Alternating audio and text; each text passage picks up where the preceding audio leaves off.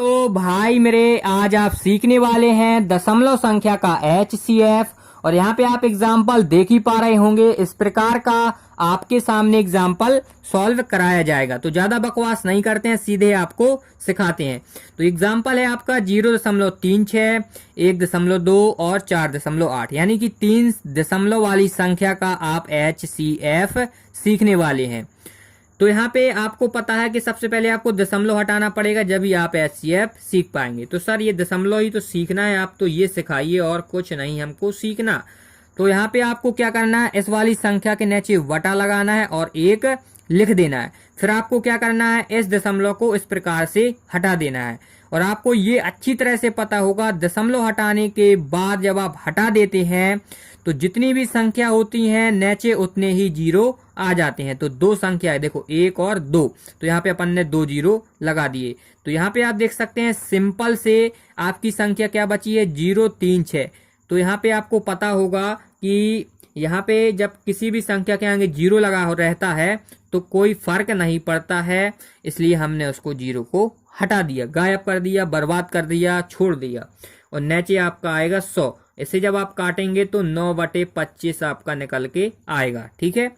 और इसी प्रकार से आप जब 1.2 को सॉल्व करेंगे तो बटा 1 लगाएंगे और दशमलव को हटाएंगे। तो देखो आपको हम एक बार और रिपीट कर रहे हैं, दशमलव जब हटाते हैं तो दशमलव के बाद जब जितनी भी संख्या, ठीक है, हो उतने ही जीरो आ जाते हैं। और सिंपल से आपका क्या हो जाएगा, 12/10। इसी प्रकार से 4.8 बटा लगाएंगे, 1 जीरो आएगा, तो आपका हो जाएगा 48/10। ठीक है। तो यहाँ पे आप देखें सिंपल सा एक एग्जाम्पल निकल के आ गया है। अब हमें इसको सॉल्व करना है। ये आप देख सकते हैं कि दशमलव वाली संख्या को हमने भिन्न के फॉर्म में बदल दी है। अब क्या होगा कि जिन भाई लोगों को भिन्न का HCF और LCM निकालना आता होगा वो तो यहाँ से भाग जाएंगे, और जिनको निकालना नहीं आता है वो यहाँ पे वीडियो में समझेंगे। तो अब आपको क्या करना होगा, देखो दशमलव या भिन्न, ठीक है। क्यों हमने ऐसा क्यों लिखा, क्योंकि हमने दशमलव के भिन्न के रूप में चेंज कर दिया।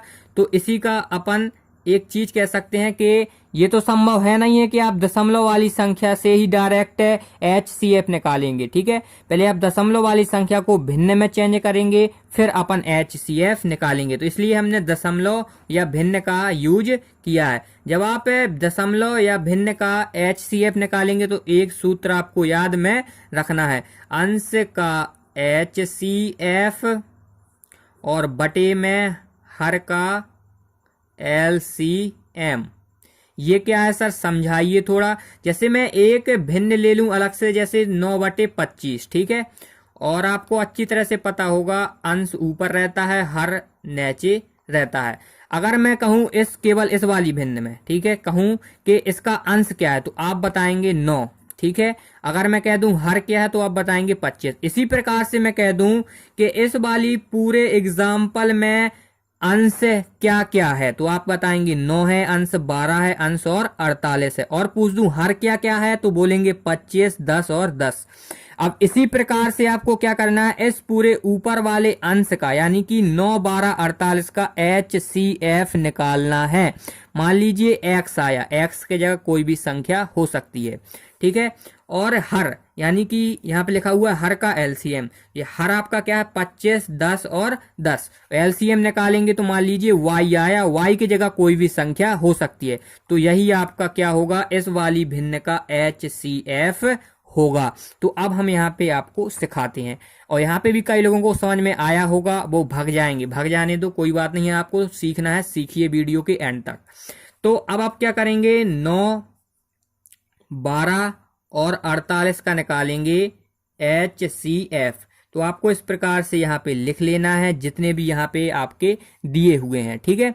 और जितने मान लो 4 का भी हो सकता है, 2 का भी हो सकता है। यहाँ पे आपकी 3 भिन्न बन रही हैं, यहाँ पे मान लो जी कि 2 बन सकती है, यानी कि 2 दशमलव वाली भी आ सकती थी। जितनी भी आए आपको उतना सॉल्व कर लेना है।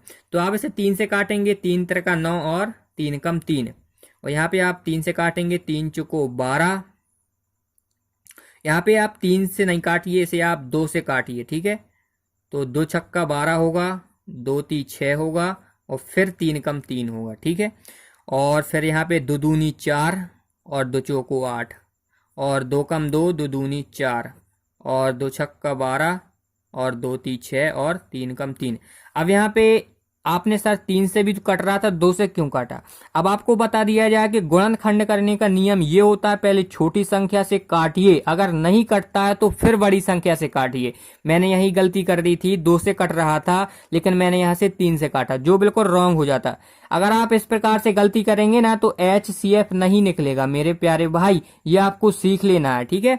तो अब आपको क्या करना है, सभी के गुणनखंड यहाँ पे लिख लेना है अलग से, ठीक है। तो क्या क्या आए हैं, 3, यहाँ पे 3 गुणे 3 आए हैं 9 के, और यहाँ पे आपके 12 के गुणनखंड आए हैं 2 गुणे 2 गुणे 3, और यहाँ पे आपके 48 के गुणनखंड आए हैं 1 2 3 4, ठीक है। यानी कि 2 आए हैं आपके 4 बार और 1 बार आया है 3।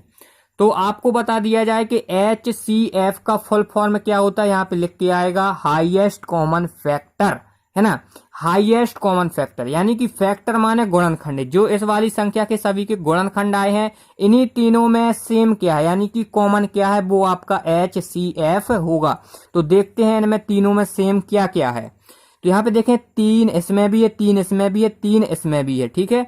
तो ये आप देख सकते हैं ये तीनों में कॉमन है, तो यहाँ पे अपना 3 बाहर निकल के आ जाएगा, ठीक है। और लिख लेते हैं HCF ज्ञात बराबर, ठीक है।